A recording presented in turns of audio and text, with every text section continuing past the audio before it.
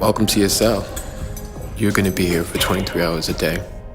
You are going to undergo many different kinds of reactions. And as a means of keeping dangerous inmates away from the general population. You can be sent to solitary for disobeying a direct order. Order 6.10. Fighting is 90 days extra. Yelling too loud. Somebody is labeled a gang member. So just letting you guys know, before we get into number 10 on this list, make sure to check out my channel. I want to say like new channel, but it's not new. It's a channel I've done 12 years ago. Landon Production, it's back. All you have to do is click right over here. Go check it out, guys. I'm super excited for this. Let me show you guys a trailer of what I'm doing. I'm not doing news anymore. I'm doing something more interesting. Is the Canada Goose gonna take it on?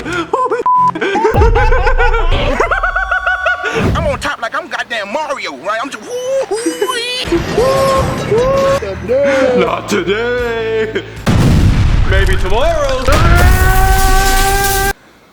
Okay, is this real life right now? I really hope you guys enjoyed that. It's my take on comedy. I'm trying to make you guys smile every single day. All right, enough of all that. I'll also put a link in the description down below. Click on that. But let's get back into this video. Number 10, we have Cesar Villa's essay. Cesar Villa was a prisoner in a California penitentiary, and after some of the guards declared that he was a gang member, they decided that it was time to lock him away in solitary confinement for an unknown amount of time. After he was released, he wrote an essay about what it felt like going through that torment. He spoke about how the first 3 weeks he slowly started to see himself slipping and the isolation sucked. By the end of the first year, he talked about how he was extensively exposed to the cold, which caused his hands and feet to split open, and he was bleeding constantly, but he was never given any sort of bandages to cover up his wounds because resources like this are not permitted. After 3 years locked away in a box, he said that his psyche started to fade. When he looked back at that moment, he can pinpoint that as the moment where he knew that would change forever. He struggled to keep his mind focused and his memory started to feel like jumbled mess.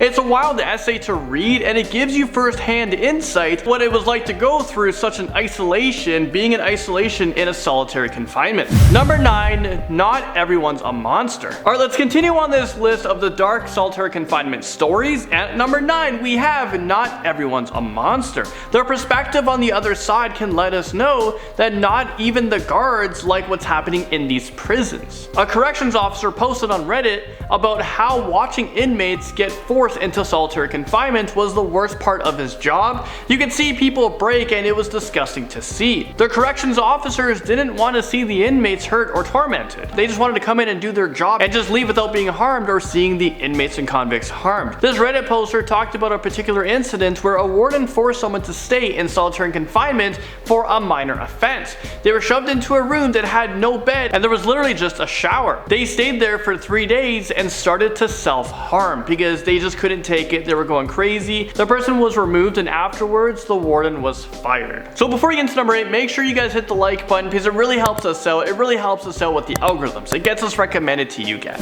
Our number 8, we have William Blake. Well, William Blake has been in solitary confinement for over 25 years and he's still surviving there. Is this real life right now? 25 years of anything is way too long. He continues to write about his experience stuck in his cell in an article titled "A Sentence Worse Than Death." He talks about feeling loneliness and boredom that seem to be so powerful they have a physical effect on his body, like a pressure just seeping in. Every day in solitary confinement was like a constant battle to hold on to your own psyche. He has seen many men lose the battle with the box, have their mind slip away, and slowly but surely go insane from the pressure of being alone every day, all day for years at a time. But he said what is even worse than that is when the guards walk into a cell and they find a man hanging from the ceiling. Very tragic. Many of the people that are forced into solitary confinement aren't going to make it to the point where they are released or lose their mind. They're gonna end up suffering on their own terms.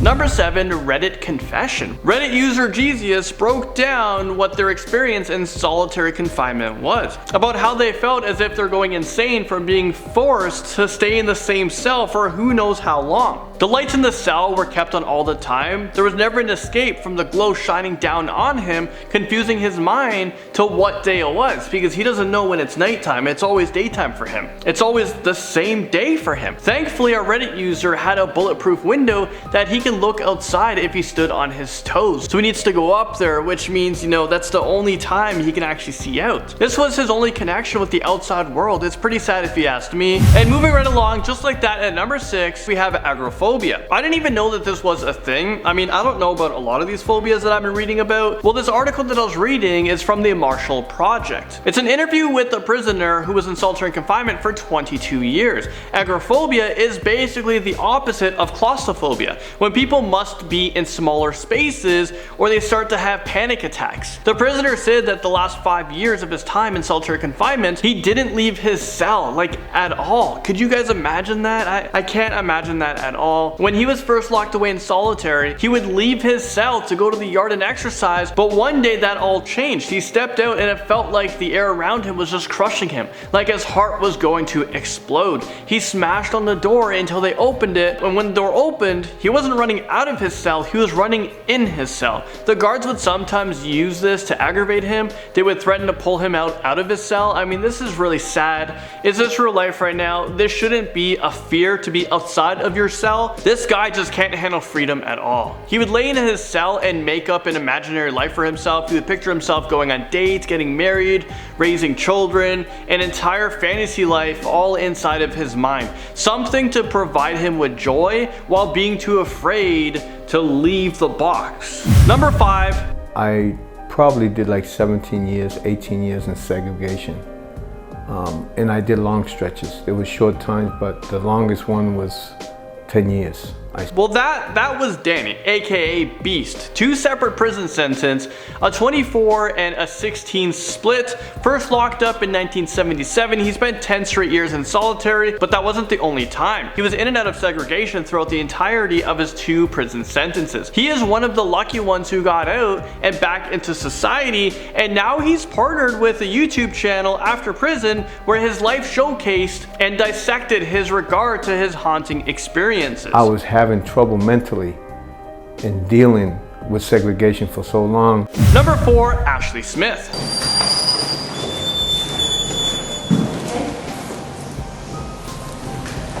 Stay still, Ashley.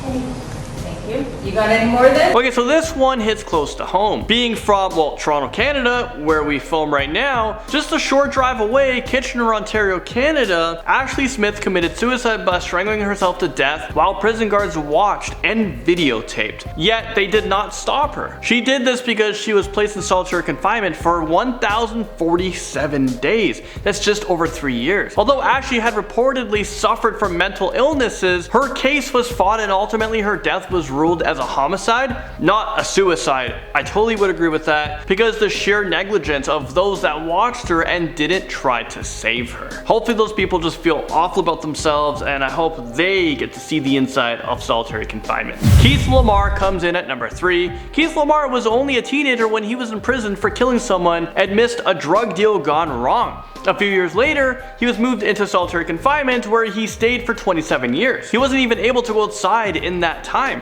The closest thing he had ever to go outside was the open air underground, a ret cage, which is this metal confinement they use for recreational. Fortunately, he does have some belongings in his 6x10 cell. To quote him, he said, "I've been lucky in a lot of ways. My cell has a bookshelf with 3 shelves and there is a table to sit and write. I have a lot of music and books to read, not to distract myself from myself, but to take deeper into myself. I paint, I work out, I do yoga, I meditate. I meditate for an article written recently about how to handle quarantine and being alone during 2020 COVID pandemic." He is still currently serving a sentence and is waiting execution in 2023. So in at number 2, we have another dark story told. This story said, "I've been on a roller coaster up and down. I really had some bad times, some bad thoughts. You just start thinking along lines of maybe this is it. Maybe this is how I'm going to end. Suicide is probably one of the main things down here." And he also said, "I'm pretty much going through that. I was going to end my life. I don't think I can do it. I don't think I can stay down here in the hole that long." Well, this was a direct quote from Richard Wolff.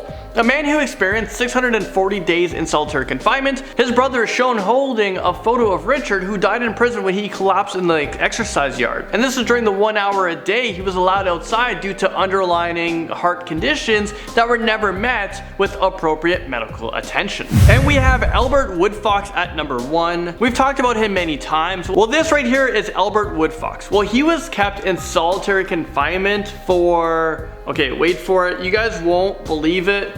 You're never gonna believe how long he did, not just in prison, but in solitary confinement. Well, if your guess was 43 years, you would be correct. He was first placed in there when he was accused of murdering a prison guard, something he denies to this day and believes that he was framed or there was funny business going on. The prison had no viable reason to keep him in a 6 foot by 9 foot concrete box by himself for that long, but they did, allowing Albert only 1 hour of solo yard time a day while he remained shackled. So you're in a cage outside for an hour, but yet you still have to be shackled. In the last year of prison, they cut that down to just 3 hours a week. I'm blown away by how absolutely awful this is. That poor man is finally out of prison and he's in his early 70s. Imagine being there for a crime you never committed. Well, there you guys have it. Thank you guys so much for watching. I was your host, Landon Dallatsing, and I'll see you guys all in the next one.